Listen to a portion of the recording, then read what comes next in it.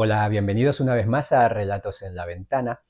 Esta semana, el 1 de noviembre, se celebra en casi todo el mundo occidental el Día de los Muertos, una festividad de origen religioso en que las culturas celebramos a nuestros antecesores, pero también en las últimas décadas, podemos decir, con la influencia de la cultura anglosajona, ha dado en llamarse la fiesta de Halloween, que ha generado, digamos, una especie de reivindicación del género del terror, tanto en lo audiovisual como en la literatura. Y por eso hoy vamos a leer a Howard Phillips Lovecraft. ¿Quién es Howard Phillips Lovecraft? Bueno, aquí en el canal ya hemos celebrado, digamos, el género del terror a partir de los primeros grandes maestros del siglo XIX, como por ejemplo Edgar Allan Poe, o Guy de Maupassant, o Lord Dunsany también. Y también hemos leído algunos de los grandes maestros contemporáneos, como es el caso de Stephen King. Lovecraft sería una especie de nexo intermedio. Lovecraft, digamos que en su escritura era muy clásico, de hecho era uno de los rasgos estilísticos más característicos de Lovecraft, su enrevesada y muy decimonónica estilo literario, arraigado también en su gran anglofilia, pero también es justo decir que como integrante de la sociedad en principios del siglo XX, se ven ya en su literatura algunas influencias de la psicología, si bien él, digamos que no era un ferviente admirador, sino todo lo contrario de las obras de Freud, sí se ven influencias de la psicología en su obra. Y también hay algo muy particular que hace él, y que es algo muy del siglo XX, que es la mezcla de géneros. Él introduce en el terror también elementos de la fantasía y la ciencia ficción. Su terror no está tan basado como en el siglo XIX en el satanismo o en los monstruos, sino que los monstruos de Lovecraft tienen un origen a veces paranormal, a veces extraterrestre, y como tal creó una mitología personal que tuvo una gran influencia en toda la literatura que vino en la posterioridad del siglo XX, sobre todo a partir de los años 60. Así que bien podemos decir que Lovecraft es uno de los escritores más influyentes del siglo XX, por lo menos de la segunda mitad, sin haber sido en vida todo lo popular que él habría querido. Vamos a entrar ligeramente en su biografía porque es muy compleja.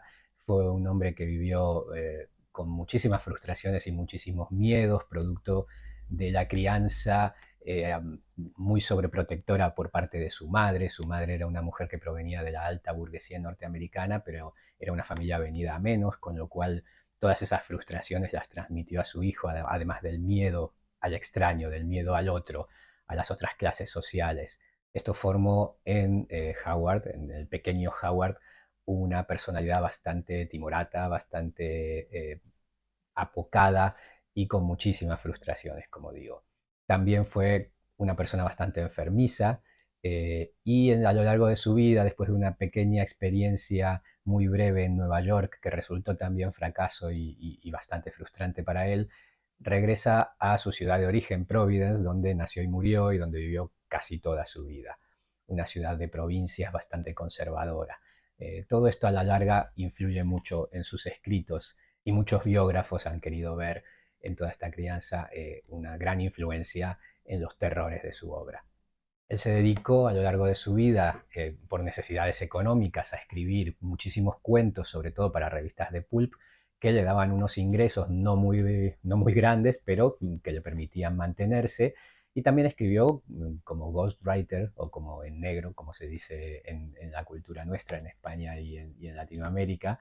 Es decir, escribía sin firmar algunos libros para otros autores. Y si bien su mayor influencia se vio a partir, como digo, de los años 60, en vida también, digamos que creó un círculo a su alrededor de escritores que fueron influidos por su obra, escritores más jóvenes que él.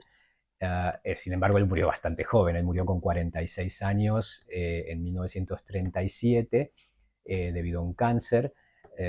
Así que no, digamos que la gloria no la encontró en vida, sino, como digo, a partir del último cuarto del siglo XX, que es cuando se vuelve muchísimo más influyente. Bien, sin más, vamos a leer uno de los cuentos de Howard Phillips Lovecraft, o H.P. Lovecraft, como firmaba con sus iniciales, y es el titulado Polaris. A través de la ventana norte de mi estancia, la estrella polar refulge con luz extraordinaria. En las espantosas horas de negrura brilla en ese lugar. Y durante el otoño, cuando los vientos del norte maldicen y gimotean, y los árboles tornados en rojo del pantano se susurran cosas entre sí, en las tempranas horas de madrugada bajo la luna menguante y cornuda, me siento en el alféizar y observo a esa estrella. Justo debajo titila la brillante Casiopea con el pasar de las horas, mientras el carro se alza con pesadez entre los árboles envueltos en bruma del pantano que el viento nocturno hace balancear. Justo antes del alba, Arturo parpadea rubicunda sobre el cemento del altozano y la cabellera de Berenice reluce furiosa a lo lejos sobre el misterioso oriente. Pero aún la estrella polar continúa en el mismo sitio de la negra bóveda, parpadeando odiosa como un malsano ojo vigilante que pugnara por transmitir algún extraño mensaje, aunque sin recordar nada, excepto que tenía un mensaje que transmitir. A veces, cuando está nublado, puedo dormir. Recuerdo a la perfección la noche de la gran aurora, cuando sobre el pantano bailaban los alucinantes reflejos de la luz demoníaca. Tras los destellos llegaron las nubes y entonces pude conciliar el sueño. Y fue bajo una luna cornuda y menguante cuando divisé por primera vez la ciudad. Se hallaba silenciosa y somnolienta en una extraña meseta de un collado entre dos extraños picos. De espantable mármol eran sus muros y torres, sus columnas, cúpulas y pavimentos. En las calles marmóreas se alzaban columnas de mármol con los remates tallados en imágenes de solemnes hombres barbados. La atmósfera resultaba cálida y calmosa, y arriba, apenas a 10 grados del cenit, resplandecía la vigilante estrella polar. Contemplé durante largo rato la ciudad, pero el día no llegaba. Cuando el rojizo Aldebarán, que fulguraba a baja altura sin llegar a ponerse jamás, se había arrastrado una cuarta parte del camino en torno al horizonte, atisbé luz y movimiento en las calles y las casas. Gentes de vestiduras extrañas, nobles y familiares a un tiempo, salían a las calles, y bajo la luna cornuda y menguante los hombres hablaban con sensatez en una lengua que me resultaba familiar, aun cuando era diferente a cualquier idioma que hubiera conocido antes. Y cuando el rojo Aldebarán se hubo deslizado más de la mitad de camino alrededor del horizonte, retornaron la oscuridad y el silencio. Al despertar ya no fui el mismo. En mi memoria se había grabado la visión de la ciudad y en mi espíritu se alzaba otra reminiscencia, aún más vaga, de cuya naturaleza entonces no me hallaba muy seguro. En adelante, durante las noches nubladas en las que podía dormir, atisbé con frecuencia la ciudad, a veces bajo esa luna cornuda y menguante, y en ocasiones bajo los rayos amarillos de un sol que no se ponía, pero que rotaba lentamente alrededor del horizonte. Y en las noches despejadas la estrella polar acechaba como no lo hiciera nunca antes. De forma gradual, comencé a preguntarme cuál sería mi sitio en esa ciudad de la extraña meseta entre extraños picos. Alegre al principio de contemplar la escena como observador incorpóreo y omnipresente, comencé luego a ansiar el definir mi relación con ella y medir mis talentos entre los graves personajes que platicaban a diario en la plaza pública. Me decía, esto no es un sueño. ¿Por qué medio podré probar su superior realidad sobre esta otra de la casa de piedra y ladrillo al sur del siniestro pantano y el cementerio del Altozano, donde la estrella polar escudriña a través de mi ventana norte cada noche? Una noche, mientras escuchaba la discusión en la gran plaza de múltiples estatuas, percibí un cambio y noté que tenía al fin forma corpórea. Pero yo no era forastero en las calles de Olantow, que se alza en la meseta de Sarkis, entre los picos Noton y Cadifonek. Era mi amigo Alos quien hablaba, y su alocución era agradable en mi espíritu, pues se trataba del discurso de un hombre cabal y un patriota. Esa noche habían llegado nuevas sobre la caída de Daico y sobre el avance de los inutos. Demonios amarillos, achaparrados, infernales, que 5 años atrás llegaran del oeste ignoto para devastar los confines de nuestro reino y que acabaron sitiando nuestras ciudades. Habiéndose apoderado de las fortalezas al pie de las montañas, ahora gozaban de paso franco a la meseta, a no ser que cada ciudadano pudiera hacerles frente con la fuerza de 10 hombres, ya que las rechonchas criaturas eran duchas en las artes guerreras y carecían del escrupuloso honor que disuadía a nuestros hombres altos y de ojos grises del Omar de lanzarse a una conquista despiadada. Mi amigo Alos era el jefe de todas las fuerzas de la meseta y en sus manos estaba la última esperanza de nuestra patria. En esta ocasión hablaba de los peligros que habría que afrontar y exhortaba a los hombres de Olantow, los más bravos entre los lomarios, a mantener las tradiciones de sus antepasados, quienes al verse obligados a emigrar al sur de Sovna ante el avance de los hielos, tal como nuestros descendientes habrán algún día de huir de la tierra del Omar, arrojaron valerosa y victoriosamente ante sí a los peludos y brasilargos caníbales ñofeques que se interponían en su camino. A mí, Alos me había denegado el alistamiento, ya que era enfermizo y propenso a una extraña debilidad ante cualquier tensión y esfuerzo. Pero mis ojos eran los más agudos de la ciudad, a pesar de las horas que cada día empleaba en el estudio de los manuscritos nacóticos y la sabiduría de los padres somnarianos. Por lo que mi amigo, no queriendo condenarme a la inacción, me otorgó el empeño que resultaba el penúltimo en importancia. Me envió a la torre de vigilancia de Tabnen, donde serviría con los ojos a nuestro ejército.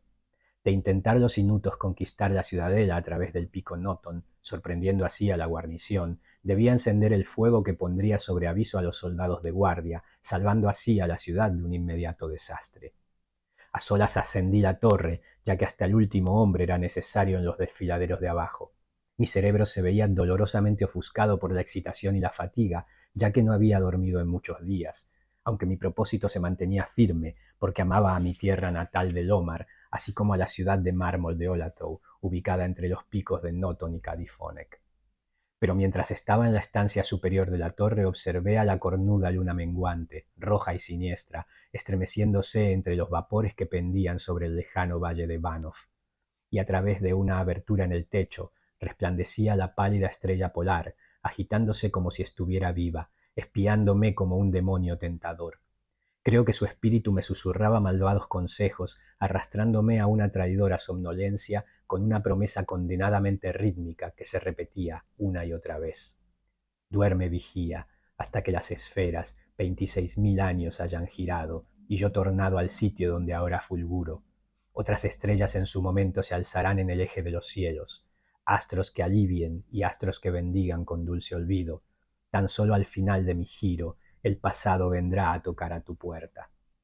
Me debatí en vano contra el sopor, tratando de interconectar esas extrañas palabras con alguna de las tradiciones celestes conocidas en los manuscritos nacóticos.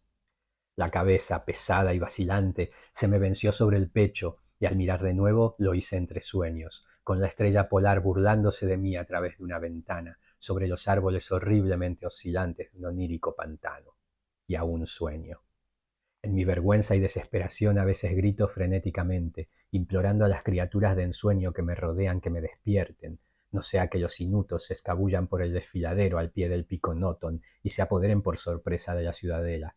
Pero tales criaturas son demonios, ya que se ríen de mí y me dicen que estoy soñando. Se mofan mientras duermo, y los achaparrados enemigos amarillos pueden estar mientras deslizándose en silencio hacia nosotros. He fallado en mi deber y traicionado a la marmórea ciudad de Olatou. He fallado a Alos, mi amigo y comandante. Pero todavía esas sombras del sueño me escarnecen. Dicen que no existe tierra Lomar salvo en mi imaginación, que en aquellas tierras donde la estrella polar brilla alta y el rojo Aldebarán repta a ras del horizonte, no existe sino hielo y nieve desde hace milenios, y que ningún hombre mora allí, excepto achaparradas criaturas amarillas consumidas por el frío, que se hacen llamar esquimales. Y mientras escribo en mi culpable agonía, frenético por salvar la ciudad cuyo peligro crece a cada momento, tratando de espantar en vano ese antinatural sueño de una casa de piedra y ladrillo al sur de un siniestro pantano y un cementerio en un bajo altozano, la estrella polar, maligna y monstruosa, me acecha desde la negra bóveda, parpadeando odiosa como un malsano ojo vigilante que pugnara por comunicarme algún extraño mensaje, aunque sin recordar nada, excepto que tenía un mensaje que transmitir. Este es el relato Polaris de Howard Phillips Lovecraft. Espero que os haya gustado.